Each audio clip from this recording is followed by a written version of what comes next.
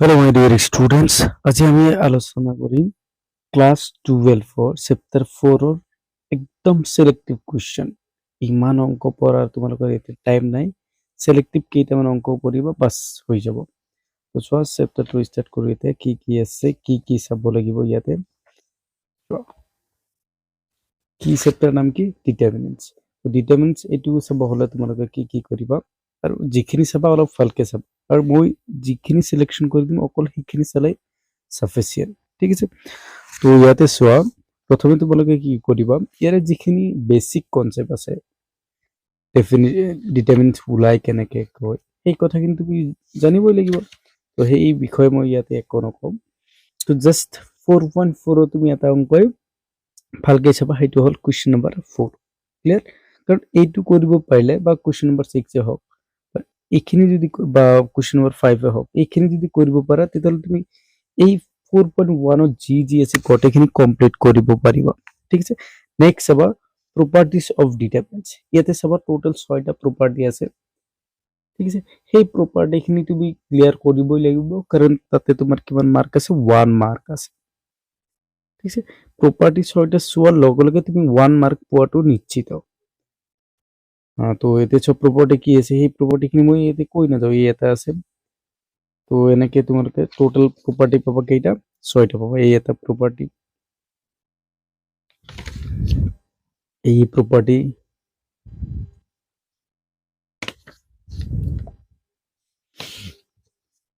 তো চোৱা প্ৰপাৰ্টি চোৱাৰ পিছত তুমি কি কৰিব লাগিল? এক্সাম্পল 15 চাবই লাগিব, খুবেই দৰকাৰী হয়। ইয়াতে দুটা পাৰ্ট আছে, দুটা পাৰ্টে চাবা।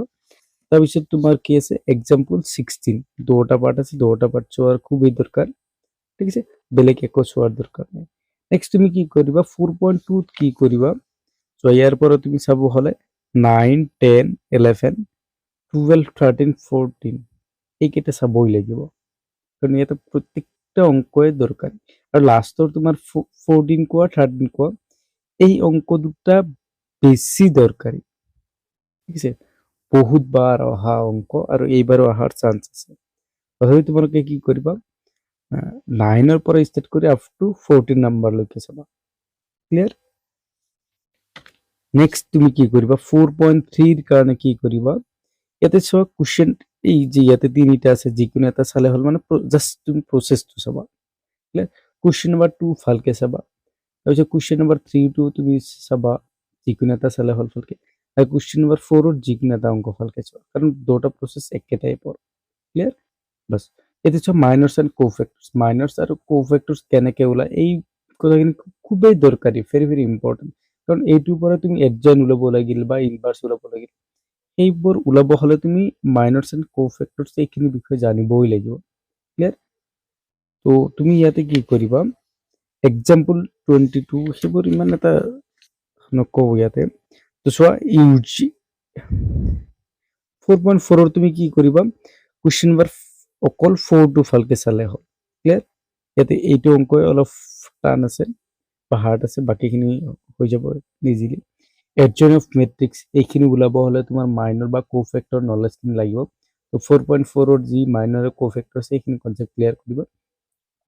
নেক্সট তুমি এটা কথা ইয়াতে ভালকে ক্লিয়াৰ কৰিবা যে এডজইন অফ মেট্ৰিক্স অফ 2x2 মেট্ৰিক্সৰ এইটো 1 মাৰ্কৰ কুৱেশ্যন আহিবই। তেতিয়া কি কৰা হয়? এই তোমাৰ ডায়াগনেল দুটা এক্সচেঞ্জ কৰি দিয়া হয়, আৰু নন ডায়াগনেল এলিমেন্ট দুটা কি কৰি দিয়া হয়, সিহঁতৰ জাষ্ট সাইনটো চেঞ্জ কৰি দিয়া হয়। নেগেটিভ হলে পজিটিভ এণ্ড পজিটিভ হলে নেগেটিভ। তো ইয়াতে তুমি এইখিনি চাব লাগিল, সিঙ্গুলাৰ মেট্ৰিক্স কোনটো আৰু নন সিঙ্গুলাৰ মেট্ৰিক্স কোনটো। ক্লিয়াৰ? তাৰপিছত তুমি কি কৰিবা? এই ডেফিনিশ্যন থিয়ৰম 4টো চাবা। তাৰপিছত তোমাৰ ইয়াতে তোমাৰ চাব লগা অংক হৈ আছে যাই কি কোনি এইটো চাবা, ইয়াৰে 11 চাবা বা 10 চাবা, এইখিনি চালে হ'ল, বা 9 চাবা। ক্লিয়াৰ? নেক্সট তুমি চাব লাগিব যে 14 নাম্বাৰটো। 14 নাম্বাৰটো তোমাৰ বহুত বাৰ অহা অংক, প্লাছ তোমাৰ 22তো আহিছিলে। তাৰপিছত 15, 16 এই অংককেইটা খুবেই দৰকাৰী। কি কি কৈছো মই? 14, 15 এণ্ড 16 এই অংকখিনি ভালকে চাবা, খুবেই দৰকাৰী। ক্লিয়াৰ? নেক্সট তুমি কি কৰিবা? Application of determinants and matrices. তো ইয়াৰে এই ফৰ্মুলাটো ভালকে চাবা। তো এক্সাম্পল 28 খুবেই দৰকাৰী, ভালকে চেক কৰিবা। তাৰপিছত এক্সাম্পল 29 এতিয়া তোমাক এই ইয়াতে যেনেকৈ দি দিছে লেংগুৱেজত এইখিনি নাথাকে, জাষ্ট তোমাক এলজেব্ৰাখিনিহে আহিব, মানে এইখিনি দিয়া থাকিব। ইয়াতে যেনেকে দিয়া আছে ইয়াতেও তোমাৰ অংকটোত এনেকুৱা দিয়া থাকিব, তো তাৰে পৰা তুমি কৰিব লাগিল। ঠিক আছে, তো এইটো প্ৰচেছৰ কৰিবা। ক্লিয়াৰ? নেক্সট চোৱা, আৰু তোমাৰ মেথডটো মেনশ্যন কৰি দিব কি মেথড বুলি, মেট্ৰিক্স মেথড। আৰু যদি ডাইৰেক্ট মেথড মেনশ্যন কৰি নিদিয়ে তেতিয়াহ'লে হয়তো তোমাৰ ওপৰত এনেকুৱা থাকিব এলিমেণ্টাৰী অপাৰেশ্যন ইউজ কৰি ইনভাৰ্চৰ কৰা। তাৰপিছত তুমি কি কৰিবা, 4.6ৰ কি কৰিবা, লাষ্ট তুমি 13, 14 বা তুমি 12 চাবা, আৰু ইফালে তোমাৰ 15 খুব দৰকাৰ অংক, এইকেইটা অংক চালে হৈ যাব। নেক্সট মিছলিনিয়াছ এক্সাম্পলৰ কিছুমান চাব পাৰা। ইয়াৰে তুমি এই কি আছে 33টো ভালকে চাবা। তাৰপিছত কি কৰিবা, এক্সাৰচাইজৰ কি কৰিবা, কুৱেশ্যন নম্বৰ 1 to ভালকে চাব লগা অংক। তাৰপিছত তুমি ইয়াতে চাব লগা অংক যাই আছে তোমাৰ কোনটো, এই এক্সাম্পল এক্সাৰচাইজৰ 4.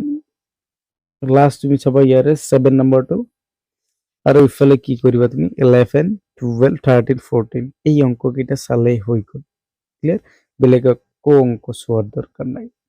ঠিক আছে, তো আশা কৰোঁ এইখিনি অংক যদি তুমি ভালকে ক্লিয়াৰ কৰিব পাৰা, তুমি এইটো চেপ্টাৰত যিমানখিনি মাৰ্ক আছে গোটেইখিনি পোৱাটো নিশ্চিত।